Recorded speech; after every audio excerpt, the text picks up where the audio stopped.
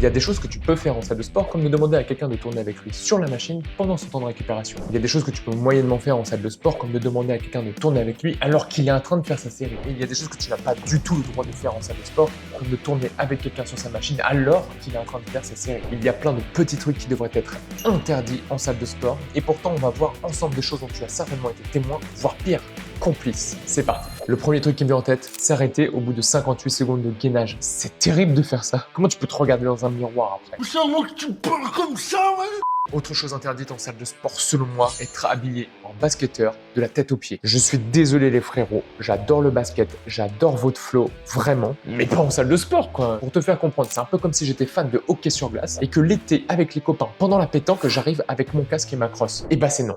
C'est non. En parlant de vêtements, pour moi, c'est impossible de venir habillé en full manga. À la limite, tu fais un petit truc discret que genre juste les fans peuvent comprendre. Et bah, en vrai, ça passe quoi, tu vois. Mais parfois, je vous promets, des fois, j'ai des mecs comme ça quoi. Ah mais moi, je peux te dire que je reçois un cadeau comme ça, franchement, je suis vert. Hein. Toujours dans le domaine des fringues. Je sais, il y a beaucoup de choses à dire. Les mecs en leggings.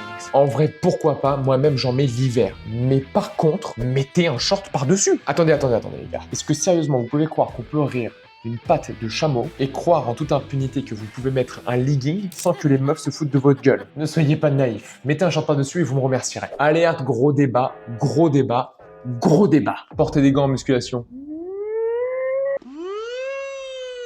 En vrai, je fais le mec, mais il y a un réel débat et je suis moi-même un petit peu mitigé. Je m'explique. Je ne suis pas vraiment sûr à 100% qu'il y ait une raison imparable au fait de ne pas porter de gants. Si j'enlève la double négation, ça veut dire que je pense qu'il y a forcément une raison imparable au fait de porter des gants. Parce que ouais, t'as la magnésie, etc.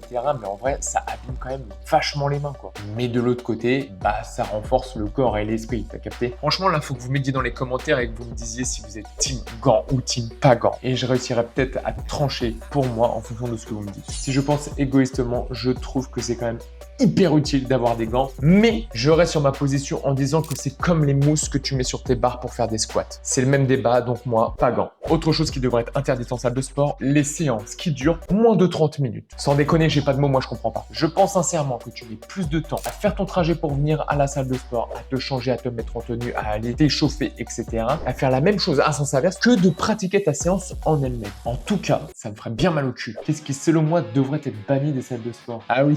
Ok. Bon, que le personnel de catégorie humain et s'identifiant comme féminin fasse des squats, ok. Que des gens observent une performance, pourquoi pas? Mais de là à taper ton meilleur freeze, tout ça pour diagnostiquer et analyser un mouvement analytique d'une posture plus que remarquable, alors que tu mets des gants, je dis non. Et si jamais c'était pas clair, mater des culs, c'est non. Ça me fait penser à autre chose qui devrait être amendable en salle de sport, et je parle du fait de ne pas remettre les haltères à leur place. Je sais bien qu'il y a des salles de sport dans lesquelles tu ne peux pas te tromper pour remettre tes haltères. Parce que tu sais, il y a des petites formes comme ça, des petites formes sur lesquelles tu peux mettre tes haltères où il y a bien le petit numéro, il y a la forme de l'haltère. Et en vrai, ça c'est la vie parce que tu peux pas mettre la petite à la place de la grosse et vice versa. Chaque haltère a son propre réceptacle. Je te jure que quand je regarde mon rack, ce que je vois, ce sont des haltères qui sont rangés ni par ordre croissant, ni par paire. Ah, je te jure que des fois, faut le voir pour le croire. Un jour, j'ai cru qu'on me faisait un prank. J'ai vu de gauche à droite sur le rack haltère mon numéro de téléphone.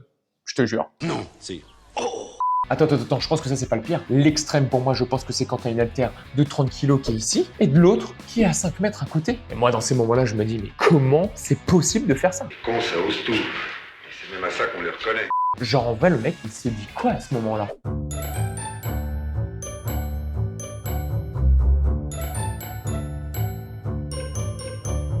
Waouh, ça me rend ouf ça, pas toi? Je vais certainement me mettre une bonne catégorie de gens ados, mais tant pis. Pour moi, les sockets, c'est banni. J'ai mes arguments, évidemment, c'est pas gratuit. Pour moi, il y a les chaussettes de sport hyper stylées, shiny plus, les sockets.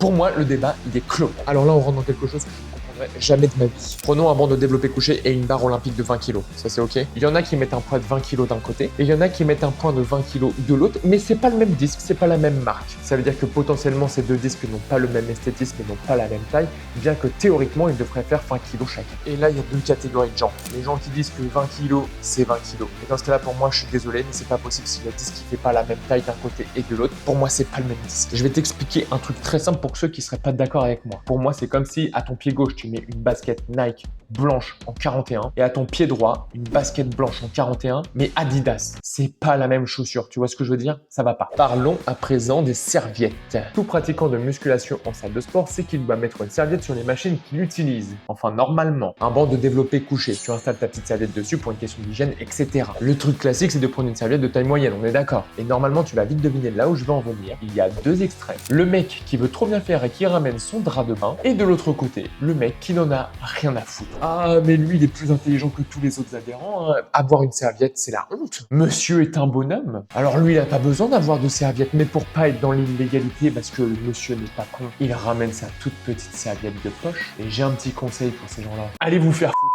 Le dernier, c'est très simple et très efficace. Ça ne devrait pas exister. Les gens qui ne déchargent pas et ne rangent pas leur matériel. Et oui, je le mets à part des haltères parce que les haltères, c'est assez spécifique. Moi, je parle des barres de développé couché qui sont encore chargées. Je parle des barres à électrose que les meufs, elles utilisent et qu'elles laissent comme des schlacs par terre. Je parle des 10 des kettlebells que tu retrouves un petit peu par terre partout. Je sais que ça peut faire rire, mais comme des fois des images parlent mieux que des mots, je n'exagère même pas quand je vous dis que des fois, je vois ça.